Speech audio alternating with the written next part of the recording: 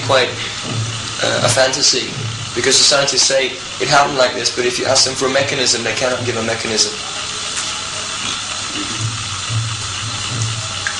Even in neurosurgery, if you just take the brain of a monkey and compare it to the brain of a man, you'll see that the neural networks in the brain are far more complicated than those of a man.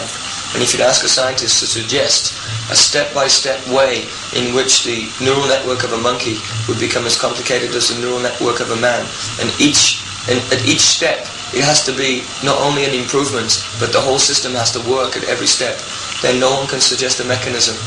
So if a scientific theory has no mechanism, it's not a scientific theory. And yet this idea of evolution continues to be accepted as being scientific, but it actually doesn't even meet the criterion which the scientific community put on something to be accepted as being scientific. It doesn't meet their own criterion of something being accepted as scientific. So therefore, it's just a fable, a myth, a fairy story, a speculation, and a dogmatic, fanatical religious faith. That's right. Which is everything that they say about Krishna consciousness, which is actually completely provable and demonstrable, and rational and philosophical, unlike the theory of evolution. When you started off talk on atheism, you were saying about you mentioned some very fundamental points which would they would sort of overcome.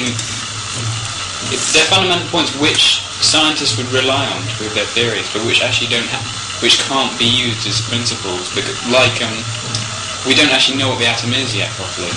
But they say everything comes from matter,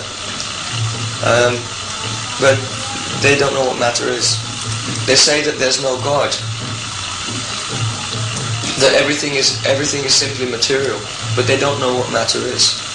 We say that matter is a manifestation of God's energy, and within every atom, the Supreme Lord is personally residing at the center of every atom.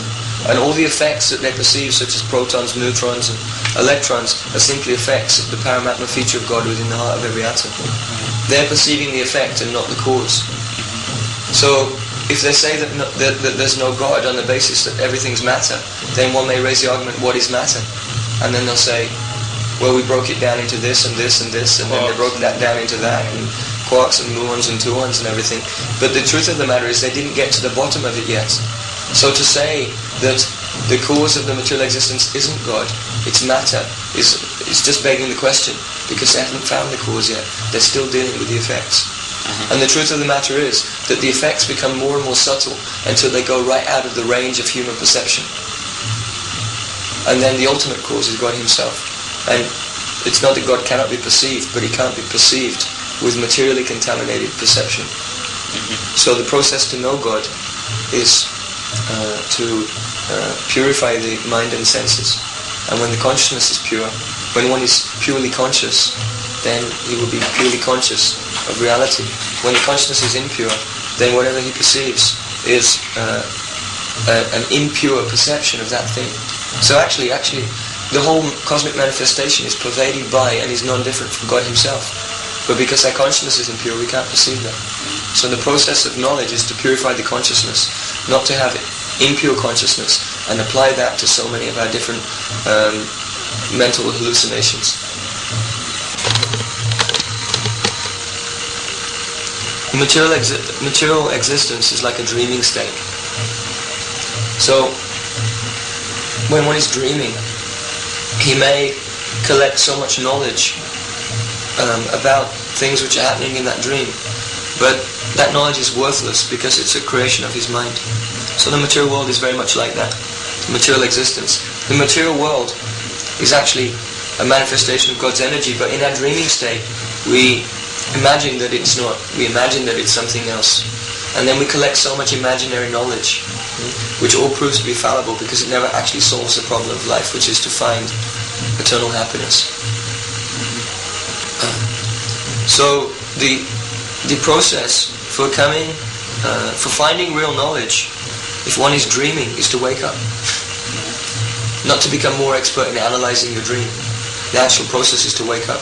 So similarly, It's not by empiric research while we're situated in our dream state that we can actually come to know things as they are, but rather we have to wake up to a consciousness of who we are and who is God.